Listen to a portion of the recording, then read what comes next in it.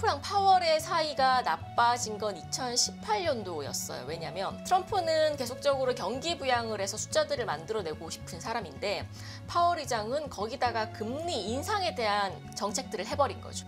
그러면 소위 말하는 그림자 연준 의장 선임을 통해서 비록 지금의 당장의 연준 의장은 아니지만 그 사람의 말에 힘을 실어주는 두 번째 플랜 B를 가져가겠다라는 입장들을 취하고 있어요. 그럼 그들이 원하는 거 뭘까를 고민을 해보면 여러 가지 뿌려놓은 공약들을 지키기 위해서는 돈이 필요한 상황이에요. 근데 미국은 재정적 상황이니까 돈의 재원 조달은 국채밖에 없어요. 그러면 정부 입장에서는 조금 더 낮은 금리로 국채 발행을 통해서 이걸 가지고 경기 부양을 시키는 방법이 가장 간단할 거예요. 그때 당시에는 연준 의장과 트럼프의 기준금리를 바라보는 방향성 자체는 반대였지만 이번 같은 경우는 동일해질 수 있다는 거죠.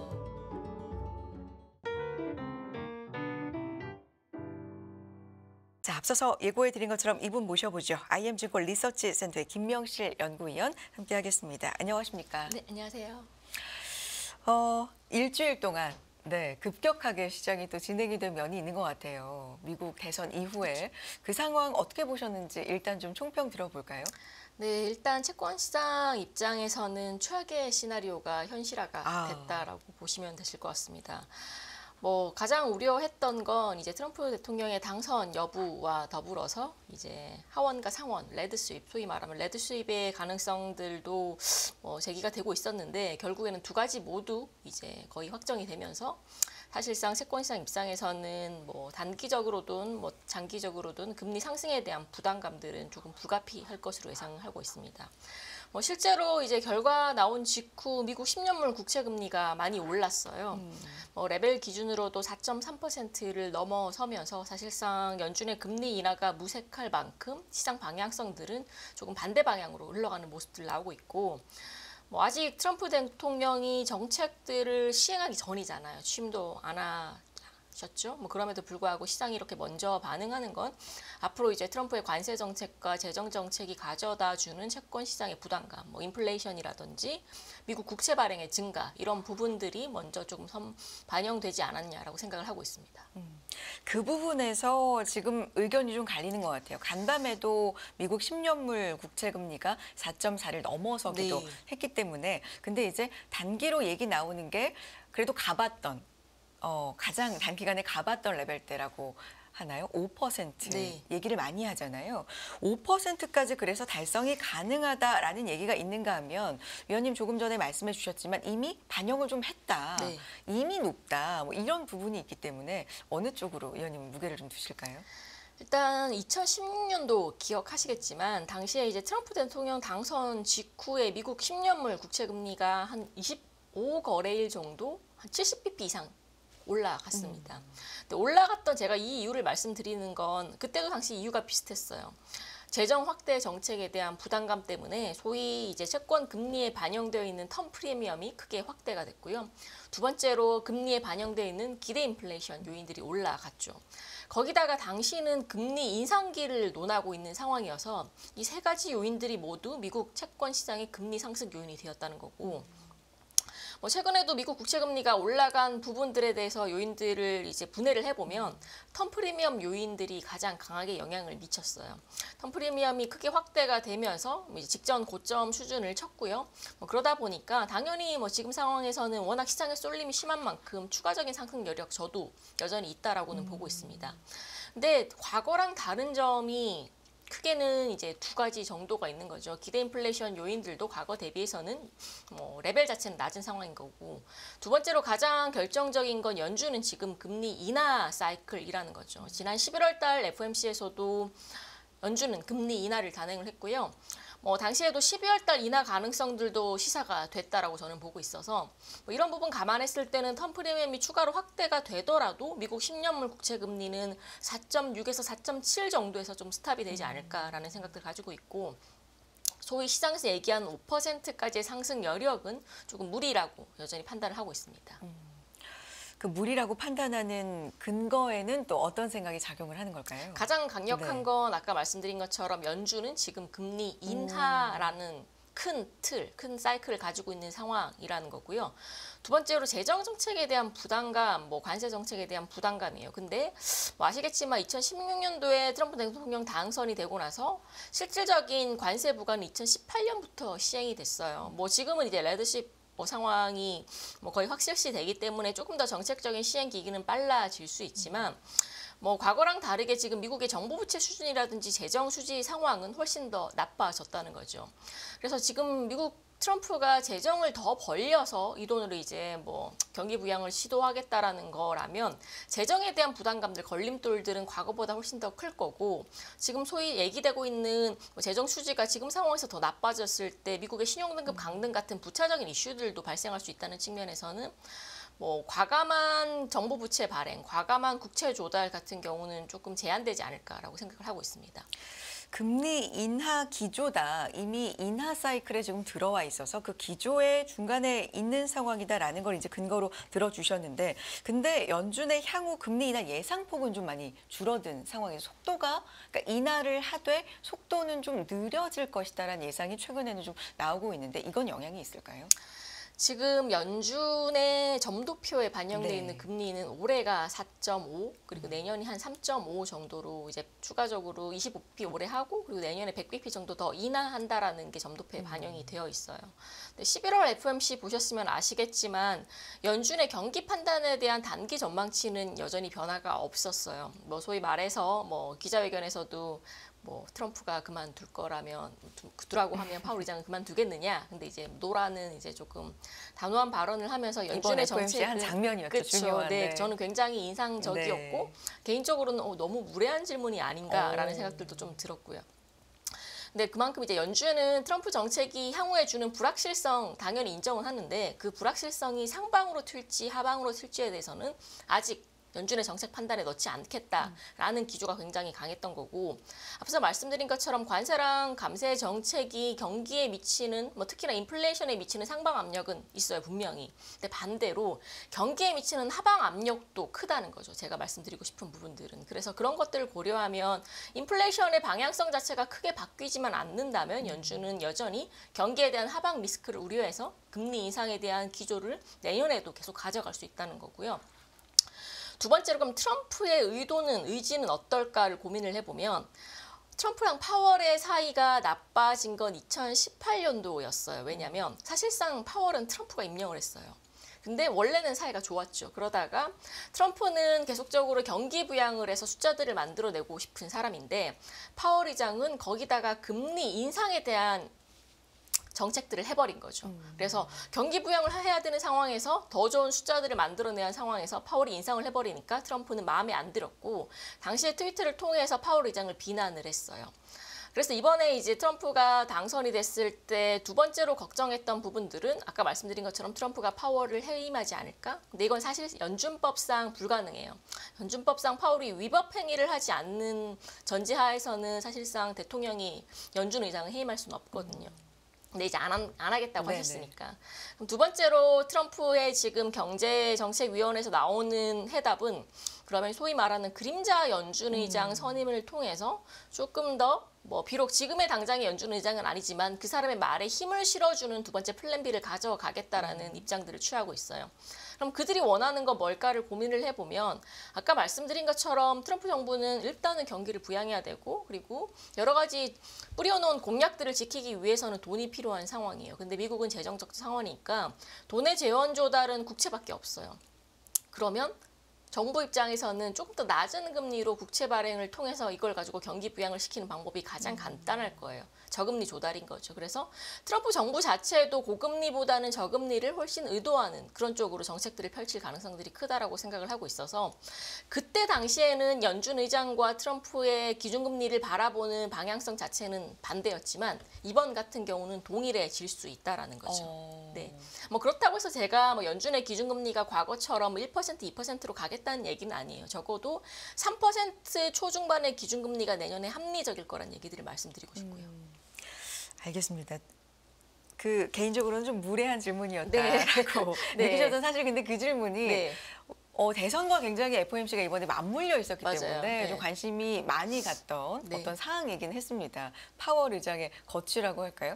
이 그림자 연준 의장 얘기 꺼내주셨는데, 그러니까 파월 의장을 공식적으로 해임하지는 않되 차기 의장을 미리 좀 정해놓음으로써 약간의 레임덕을 미리 만들겠다 이런 맞아요. 의도잖아요. 맞아요. 네. 만약에 그렇게 되면, 왜냐하면 이걸 만약을 생각을 안 할 수가 없는 게, 뭐 마이클리 상원 의원도 그렇고 대통령이 연준을 지휘할 수 있어야 된다 이렇게 계속 올리기도 하고, 여기에 뭐 테슬라 CEO도 공감을 하기도 하고 뭔가 압박하는 양상이 지금 좀 펼쳐지고 있어서 네. 만약에 그런 식으로 된다면 이게 잡음이 정치적인 걸로도 계속 투자자들도 신경을 쓸 수밖에 없는 상황이 그렇죠. 오네요. 당연하죠. 굉장히 네. 혼란스러울 거고 사실상 연준은 독립성을 가진 기관이라는 게 이론적인 상황이잖아요. 근데 그거를 지금 바꾸겠다라는 게 트럼프 행정부의 취지인 것 같고 뭐 하고 싶으면 꼭 해야 되시는 분이시잖아요. 그래서 이게 가능성이 아예 낮다라는 얘기를 드릴 수는 없을 것 같아요. 그래서 파월 의장의 힘을 빼는 행동들을 계속 할 수밖에 없는 거고 뭐 파월이 뭐 지금 상황에서는 B컵보다는 점진적 인하 쪽으로 갈 가능성들은 큰데 뭐 사실상 트럼프가 그거보다는 조금 더 상반기에 빠른 금리 인하를 통해서 뭐 조금 빠르게 숫자를 만들어내고 싶으신 분이라면 그런 것들에 대한 압박감도는 더 높아질 거고 당연히 채권 금리는 거기에 반영할 수밖에 없지 않을까라고 생각을 하고 있고요. 알겠습니다. 그렇다면 다시 이제 금리 레벨대로 돌아가서 5%까지 가는 건 뭐 말씀해 주신 여러 가지 이유로 여기까지는 좀 무리인 것 같다. 그렇다면 어느 정도 수준까지 좀 열어놔야 될까요? 그리고 투자자 입장에서는 그렇다면 이걸 어떤 채권 투자 생각하시는 분들한테는 어떤 시기로 좀 생각해 보면 좋을까요? 아까 말씀드린 것처럼 이 숫자를 제가 제시하는 건 지금 상황에서는 무의미해요. 아까 제가 4.6, 4.7 말씀드렸는데 제가 시장에 쏠림이 있다면 이 숫자까지도 가능할 수 있다. 뭐 예를 들어서 기준금리 한 번 정도를 접는 숫자라고 제가 이제 가정을 해서 턴 프리미엄 확대 요인을 고려해서 제가 말씀드린 숫자인 거고 사실상 쏠림에 의한 레벨이다 보니까 그 레벨 자체는 큰 의미는 없다고 생각을 해요. 저는 뭐 내년에 연준의 정책금리 수준과 미국의 경기를 봤을 때는 여전히 높아 보이는 레벨이라고 생각을 하고 있기 때문에 뭐 이 정도 수준으로 금리가 올라간다면 당연히 채권의 매수 포인트 시점은 맞아요. 다만 아직 당선도 안 하셨어요. 내년도에 당선 전후 관련해서 트럼프의 발언 공약들 그런 SNS든 아니면 여러 다양한 매체를 통해서 하는 발언의 수위는 높아질 거예요. 그러다 보니까 채권 시장의 금리 변동성들은 당연히 커질 수밖에 없는 거고 그래서 금리 경로로 봤을 때 미국 국채 금리의 피크 아웃은 1분기가 지나야 나올 수 있을 것 같아요. 1분기까지는 여전히 조금 위험한 변동성의 구간들이 지속될 수밖에 없을 것 같아요. 그럼 그런 상황이라면 당연히 지금 미국 국채 금리 싸 보이잖아요. 금리가 많이 올랐으니까. 다만 이게 방향성을 가지고 빠져야 투자자 입장에서는 돈을 버는 건데 적어도 내년 1분기까지는 아래로든 위로든 방향성이 확고하게 형성되기는 어렵기 때문에 이미 금리가 올라왔으니까 조금 투자에 있어서는 보수적인 투자 판단을 하시는 게 맞지 않을까라고 생각 가지고 있습니다. 전반적으로 이제 트럼프 2기에 생각하는 게 재정 적자는 늘릴 거다. 그거는 뭐 해리스든 트럼프든 동시에 생각할 수 있는 거였지만 규모가 훨씬 더 클 것이고 채권 발행도 훨씬 더 늘릴 것이다. 뭐 이런 것들이잖아요. 이걸 좀 중장기적으로 생각을 해보면 그리고 시장은 선반영을 하게 마련이니까 이건 어느 정도나 반영이 돼 있을까요? 트럼프 정책 그 이제 2035년까지 트럼프 대선 공약에 나온 정책들을 보면 GDP 대비 정부 부채 비율이 뭐 내년에 한 102% 정도에서 2035년에 한 143%까지 올라가요. 네. 그러니까 해리스 대비해서는 뭐 15에서 20%포인트 정도 높다는 거죠.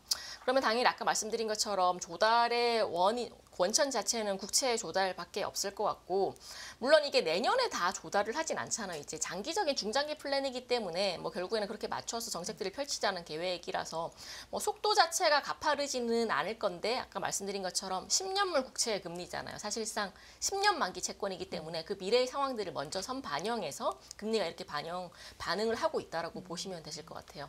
그래서 내년도에 저희가 조금 유의 깊게 봐야 되는 건 재무부가 어떻게 조달의 배분을 할 수 있을지일 것 같아요. 국채 조달이라는 게 뭐 1년 미만의 T빌 같은 채권으로 조달을 할 수도 있는 거고 뭐 2년, 5년, 10년, 뭐 20년 이렇게 다양한 만기의 채권 금리들이 있는데 만약에 재무부가 10년에 대한 조달의 비중을 높여간다면 당연히 10년물 채권들은 공급에 대한 부담감들 때문에 금리가 다른 구간들 때문에 올라갈 수밖에 없는 거고 올해처럼 그게 아니라 우리는 단기 조달을 조금 더 많이 하겠다. 연준 금리 내리지 않느냐. 그럼 우리도 단기 조달을 통해서 시장의 혼란을 조금 잠재우겠다.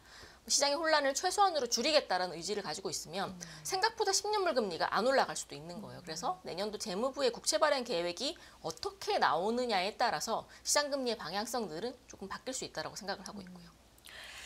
일단 가장 가깝게는 CPI 발표가 네. 앞두고 있고요.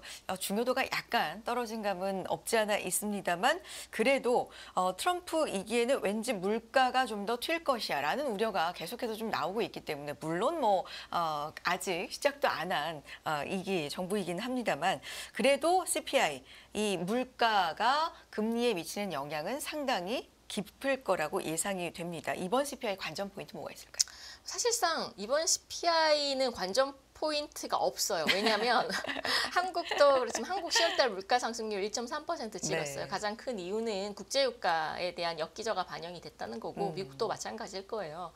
뭐 2% 초중반 수준으로 수렴을 할 거라서 네. 레벨 자체의 의미보다는 뭐 결국에는 이제 기대 인플레이션인 거죠. 기대 인플레이션도 금리에 반영될 수 있는 중요한 지표이기 때문에 시장의 기대 인플레가 어느 정도까지 올라갈 수 있을지가 더 관전 포인트가 될 것 같아서 10회 레벨이 컨센서스를 크게 벗어나진 않을 것 같아요. 그래서 거기에 대한 충격은 채권 시장이 조금 덜 받지 않을까? 특히나 이번만큼은. 그래서 관전 포인트가 없다. 네, 저는 없다라고 생각을 하고 있습니다. 네, 알겠습니다. 특별한 서프라이즈나 쇼크가 나오지 않을 거라고 생각을 하고 있습니다. 그래서 12월은 이번 CPI 결과가 뭐 그렇게까지 위아래로 차이가 크지 않는 이상은 한 번 정도 25%. 사실상 고용이죠. 네, 이제 지난번 고용 지표가 실업률은 그대로인데 논팜 증감률이 떨어졌어요. 한 자릿수대로 떨어지다 보니까 뭐 이제 시장의 피드백은 뭐 허리케인도 있었고 보잉의 인원 감축도 있었고 이런 조금 단발적인 이슈가 있어서 이렇게 숫자가 안 나오는 거지. 여기에 지속성에 관해서는 우리가 지금 확신할 수 없다라는 게 공론이었어요. 그래서 금리도 크게 반영을 안 했는데 만약에 11월 달에 논팜도 10월처럼 잘 나오지 않는다면 생각은 달라질 수 있는 거죠. 트럼프 정책은 너무 미래 일인 거고 지금 당장 미국의 경기 상황이 안 좋다면 당연히 연준은 금리 인하에 대한 속도를 낼 수밖에 없기 때문에 뭐 저는 이 지표에 대한 결과 유무가 연준의 정책 판단과 시장 금리에 더 크게 영향을 미친다라고 생각을 하고 있습니다. 알겠습니다. 오히려 고용 쪽. 네. 트럼프 1기를 우리가 이미 경험을 했었기 때문에 그때 말씀도 채권 금리가 어땠었다 이제 앞에서 예를 들어주셨는데 그때와 지금의 경제 상황이 같은 점, 다른 점, 또 다른 점이 있기 때문에 그대로 과거에 그랬으니까 지금도 그럴 거야라고 생각할 수 없는 면도 있을 것 같고요. 어떻게 분석하세요, 위원님? 일단 그때 금리 궤적부터 제가 먼저 말씀을 드리면 그때 금리가 이제 3개월 정도 올라갔어요. 아까 말씀드린 것처럼 텀 프리미엄도 오르고 기대 인플레이션도 오르고 그래서 금리가 쭉 올라갔죠. 그러다가 정체가 됐어요.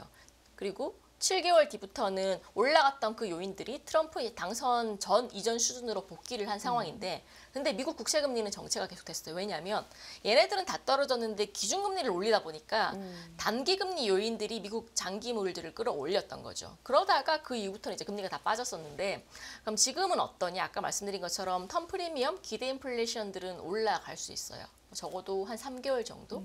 근데 그 이외에 금리 숏레이트, 그러니까 단기 금리 재료들은 계속 빠지고 있는 방향성이잖아요. 그러면 그때는 얘가 버티고 있었기 때문에 시장 금리 레벨을 못 끌어내렸지만 단기 금리 요인은 그때와 다르게 빠지는 쪽으로 간다고 하면 당연히 시장 금리의 레벨 자체도 같이 떨어질 수 있다라는 거죠. 저는 그쪽에 더 가능성들을 크게 두고 아까 말씀드린 것처럼 경기라든지 고용, 물가 같은 요인들도 그때 대비해서는 레벨 자체가 낮아요. 네. 그때는 금리 인상기였기 때문에. 근데 지금은 다르잖아요. 금리 인하긴 됐다가 지금 뭐 연착륙 얘기들이 계속 나오고 있지만 어쨌거나 미국의 경기가 꺾인다라는 거에 대해서는 모두 다 동의를 하는 상황이고 꺾이는 속도가 뭐 경착륙일지 연착륙일지를 논의를 하는 상황이기 때문에 뭐 그런 부분 고려한다면 경기에 대한 하방 리스크들도 당시 2016년도보다는 지금이 훨씬 더 큰 거죠.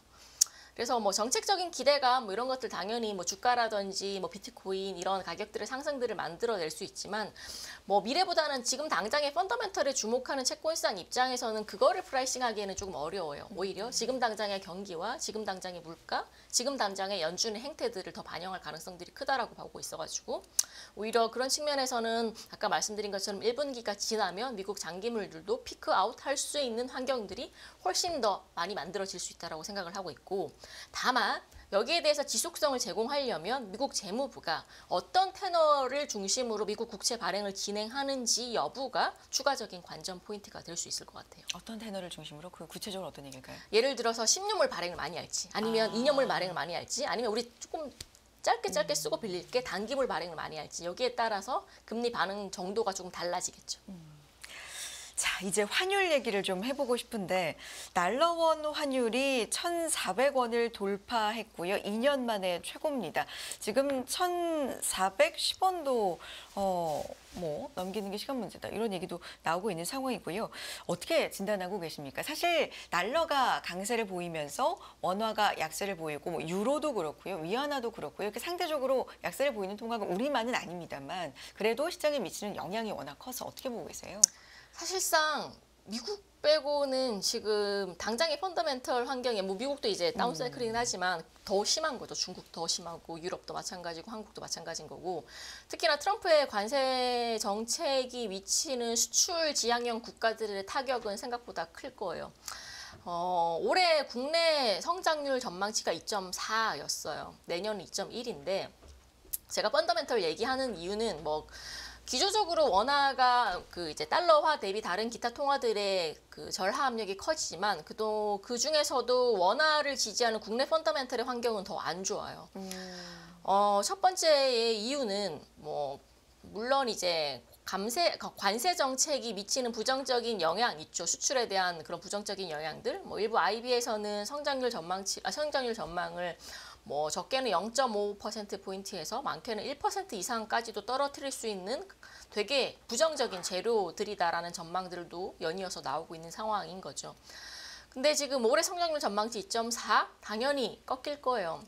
얼마 전에 KDI도 전망치를 꺾었고 지난 10월달 금통위에서 하는 총재도 우리가 예상했던 것보다 전망 성장률이 안 좋아질 수 있다라는 얘기들을 수차례 반복하고 있고 더군다나 더 걱정스러운 건 그래 올해는 어떻게 버티더라도 내년도는 생각보다 더 안 좋아질 가능성들도 있다라는 얘기들을 직접적으로 하기 시작했어요.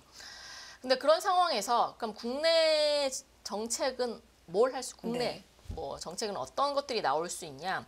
미국이나 중국처럼 돈을 푸는 정책은 못 할 거예요, 국내가.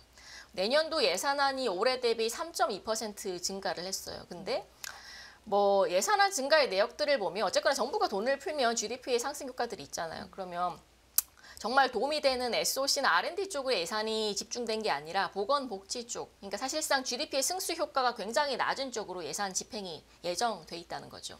뭐 그런 상황에서 정부의 지출에 따른 GDP의 상승 효과들은 당연히 떨어질 수밖에 없는 거고 올해 뭐 뉴스 많이 들으셨으면 아시겠지만 세수 얘기 계속 나오잖아요. 올해 세수가 30조 정도 펑크가 났어요. 기업들의 법인세가 축소되다 보니까 그럼 내년은 괜찮을까요? 마찬가지로 내년도 수출 타격받으면 기업들을 마찬가지로 올해만큼 또는 올해보다 더 안 좋아질 수 있는 환경이 크다라는 거죠. 뭐 그런 상황에서 그러면 정부는 뭐 예산을 이렇게 잡아놨지만 돈이 안 거치다 보면 결국에는 예산의 집행마저도 어려운 수준까지도 나올 수 있다는 거죠. 그래서 지금 정부 지출에 대한 재고 효과는 내년도에 저는 과감하게 없을 거다는 얘기 말씀드리고 싶고요. 두 번째로 내수. 뭐 내수 올해 하반기부터 내수 관련된 지표들이 꺾이기 시작했어요. 왜냐하면 고금리 기간들이 길어지다 보니까 뭐 비록 하늘이 기준금리를 내리긴 했지만 유럽이라든지 중국 연준보다 내리는 속도가 굉장히 느렸고 폭 자체도 좁았어요. 왜냐하면 부동산이라는 걸림돌이 있어서. 지금 정부에서 부동산 규제 정책을 많이 내고 있어요. 얼마 전에 이제 뭐 그린벨트부터 시작해서 과거의 DSR, 은행들의 대출 규제까지도 뭐 연이은 정책들이 나오면서 부동산의 상승 꼬리 자체는 잡혔는데 뭐 그렇다고 해서 지금 하느니 부동산 괜찮아지니까 우리가 금리 열심히 내릴 거야라는 스탠스로 전환하지는 않았어요. 여전히 조심스러운 입장이라는 거죠. 가계대출, 부동산, 금융 안정. 그래서 한은의 내년도 금리 인하 속도가 지금 당장부터 빨라지긴 어려워요. 사실상 다다음 주에 11월 달 금통위가 예정되어 있는데 연준은 금리를 내렸는데 한은은 금리를 이번에 못 내릴 것 같아요. 네. 그럼 또 한 템포 늦춰지는 거죠. 시장은 동결 가능성을 거의 보는 거죠. 거의 한 네. 90% 이상으로 네. 보고 있고요. 그러면 이게 계속 축적되다 보면 내년도 내수 반등의 시기도 금리 인하를 한다고 해서 이게 당장으로 숫자로 확인되기는 어려워요. 거기다가 아까 말씀드린 것처럼 뭐 환율 아까 그 수출에 대한 부분들도 마찬가지인 거고 그래서 내년도 경제 성장률 전망치가 한은은 2.1%로 보고 있지만 저는 전혀 불가능하는 숫자라고 생각을 하고 있어요. 1% 잘 나와 봐야 1% 중반 정도가 내년에 우리가 체감할 수 있고 실질적으로 확인할 수 있는 숫자지 않을까라고 보고 있는 거죠. 그럼 내년에 물가 2%라고 하죠. 그리고 성장률 1.8, 1% 중반대 정도 나온다고 가정을 하면 지금의 금리 수준 3.25%라는 수준이 합당할까에 대해서는 저희가 생각을 다시 해봐야 되는 수준인 거고 그러면 한은은 금리 인하를 하겠죠. 성장률 안 좋고 한은 금리 인하하면 당연히 원하는 강세보다는 약세 구조로 갈 수밖에는 없는 환경이라는 거죠. 그래서 그런 측면에서 봤을 때 지금 1,400원대 레벨대가 많이 높아 보이지만 저는 추가적으로 적어도 환율은 상승할 여지가 더 있다라고 생각을 하고 있어요. 이걸 꺾으려면 중국이 괜찮아져야 돼요. 어쨌거나 비슷한 영향들을 많이 받고 있는 상황이기 때문에 뭐 중국이라든지 뭐 조금 유로라든지 이런 다른 기타 통화들 특히나 원하는 중국 위안화의 영향을 많이 받는 통화이기 때문에 중국이 괜찮아져야 되는데 얼마 전에 나온 중국의 부양책을 보면 사실상 효과가 없다는 게 공론이에요. 생각보다 너무 약했다. 그냥 지방정부 부채를 일부 탕감해주는 좀 지원해주는 소폭인 수준에 그치는 수준이어가지고 뭐 중국 관련된 지표들이 계속적으로 빠지다 보면 국내도 여기에 대한 2차적인 영향을 받을 거라고 생각을 하고 있어서 환율에 대한 부담감들은 뭐 당분간 조금 불가피하지 않을까라고 생각을 하고 있습니다. 1,400원 위로도 네, 저는 충분히 갈 수 있는 네. 레벨이고 그 레벨 자체의 지속성 자체도 길 거라고 생각을 하고 있고요. 그게 단기적인 게 아니라 조금 더 지속적으로 또 유지가 될 가능성이 있다. 이거 바꾸는 방법은 딱 하나예요. 정부에서 경기 부양책 재정을 푸는 거예요. 미국처럼 중국처럼 뭐 유로도 지금 영국처럼. 근데 지금 정부는 안 할 거예요. 왜냐하면 건전 재정에 대한 포커스를 크게 가지고 있는 정부라서 추경을 하든 뭘 하든 이런 것들을 해야 되는 상황인데 정부 부채에 대한 부담감들 때문에 안 하겠다라는 논조가 크잖아요. 그래서 그게 없는 한은 이 구도가 바뀌기 어렵다는 거죠.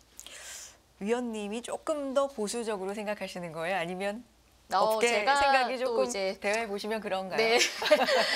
뭐 시장 컨센이 어떤지는 제가 네. 환율 전문가는 아니라서 네네. 모르겠지만 지금 국내 펀더멘털과 금리 환경 그리고 앞으로 나올 수 있는 정부 정책들 생각을 해보면 저는 지금 레벨대가 전혀 불가능하진 않다라고 생각을 하고 있고요. 지금 1,400원을 뭐 2년 만에 최고치로 돌파를 했다. 이거는 이제 시작일 수 있다. 조금 더 네. 높아질 수도 있고 네. 좀 더 그리고 긴 이 기간 이어질 수 레벨이 있다. 오랫동안 유지가 될 수 있다라는 생각들 가지고 있습니다. 알겠습니다. 자, 채권 시장, 우리 채권 시장 이제 얘기를 좀 해볼 텐데 앞서서 뭐 여러 가지 섞어서 뭐 우리에 대한 얘기도 좀 나오긴 했습니다만 지금 레벨대 체크 포인트 그리고 대선 이후의 반응들 일주일간의 반응들은 어땠는지 좀 전해주신다면요. 대선 초반에 국고채, 한국 채권 금리도 미국처럼 장기물이 많이 튀었어요. 그래요? 왜냐하면 이제 뭐 미국과의 상관관계도 굉장히 크다 보니까 어질어질한 거죠. 미국 쪽이 튀니까 우리도 부담스럽고 그러다 보니까 금리가 쭉 올라가다가 계속적으로 그 다음부터는 국내를 돌아보게 되는 거죠. 우리가 이렇게 금리가 올라갈 만큼 펀더멘털 환경이 맞나? 돌아보면 아까 말씀드린 것처럼 성장률 꺾이고 있는 상황이고 물가는 지금 1% 초반까지 낮아진 상황인 거고 뭐 그런 것들이 점진적으로 채권 시장에 반영되다 보니까 채권 시장 금리는 오히려 빠졌어요. 지금 레벨로 따져보면.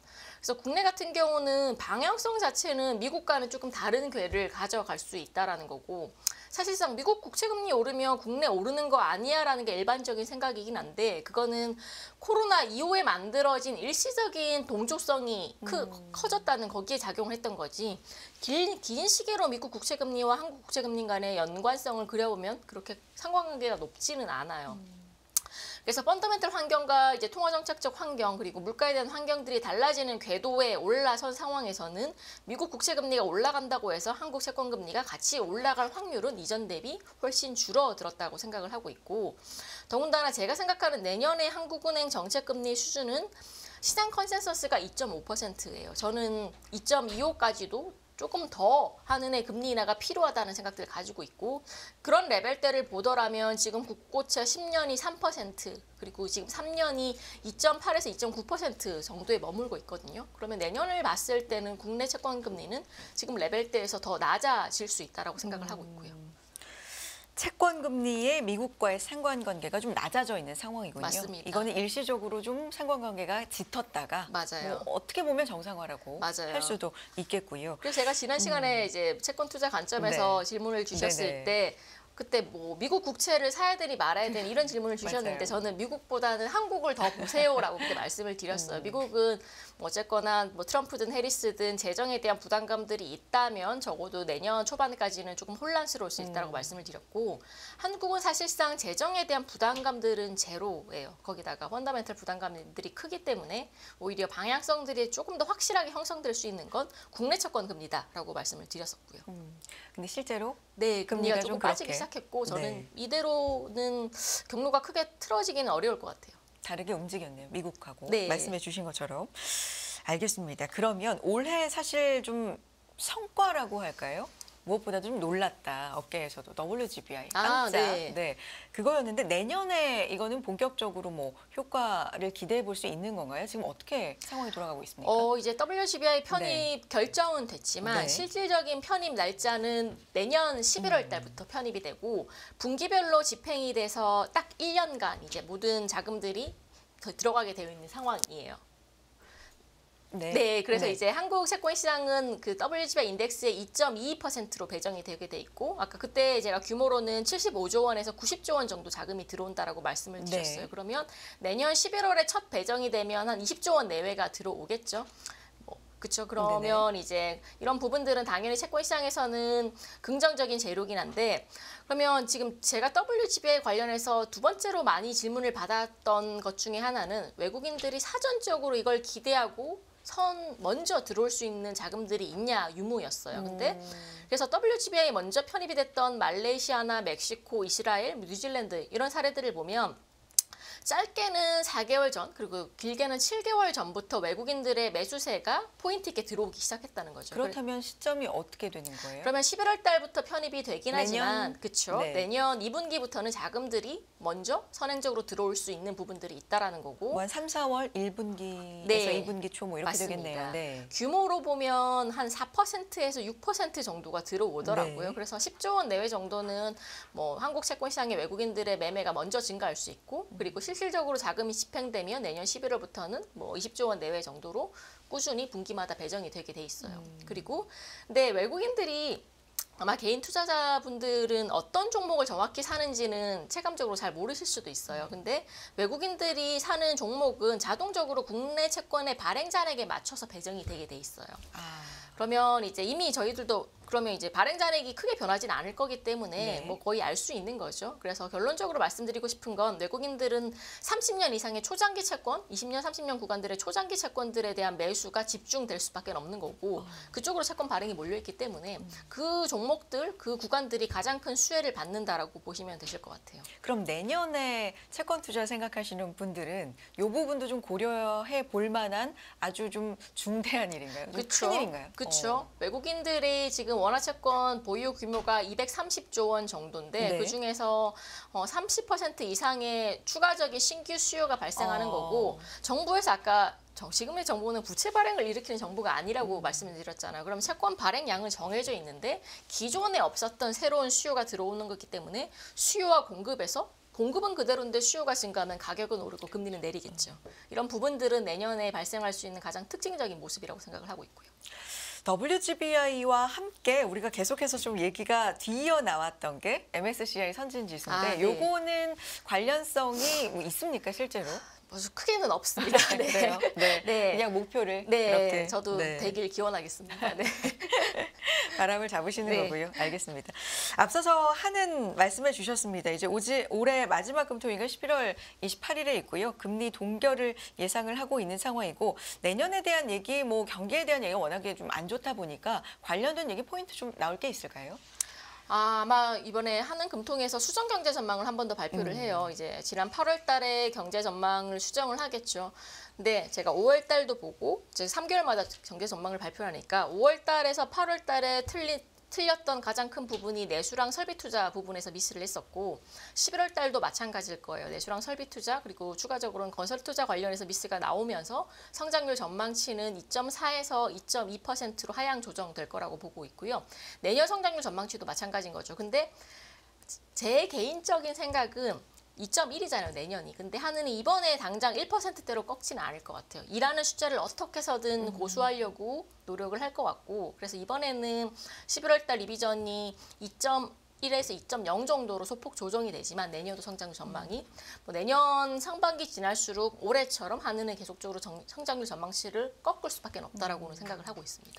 11월에 우리는 동결을 하고 네. 12월 예정돼 있는 이제 연준은 한번 인하가 지금 시장에 가능하다. 컨센, 네, 맞습니다. 예상이고요. 그렇다면 우리도 내년에 이제 금리 인하 경로에 대해서 또 힌트 네. 줄 수 있을 텐데 그쵸. 이 부분에 대해서는 어떤 얘기나요? 일단 저희는 12월 달은 금통위가 없고 네. 내년도에는 1월 달, 2월 달, 3월 쉬고 4월 달, 5월 달, 그리고 6월 쉬고 이런 식으로 금통위가 예정이 되어 있어요. 그래서 일단 저희가 11월 달, 12월 달 2개월 연속 쉬었잖아요. 10월 달 인하를 하고 나서. 그러면 1월 달부터는 금리 인하 나올 수 있다고 생각을 하고 있고요. 뭐 1분기 정도에 한 번, 그리고 2분기에 두 번, 그리고 3분기에 한 번 정도 진행을 하면서 제가 한국은행의 정책금리는 적어도 내년에 2.25%까지는 무난하게 낮춰갈 수 있다라고 생각을 하고 있습니다. 알겠습니다. 1월에는 금리를 내릴 거다라는 얘기, 힌트가 좀 나올 가능성이 있다. 그리고 이번에는 동결 가능성. 자, 여기까지 듣도록 하겠습니다. IM증권 리서치센터의 김명실 연구위원 함께했습니다. 고맙습니다. 네, 감사합니다.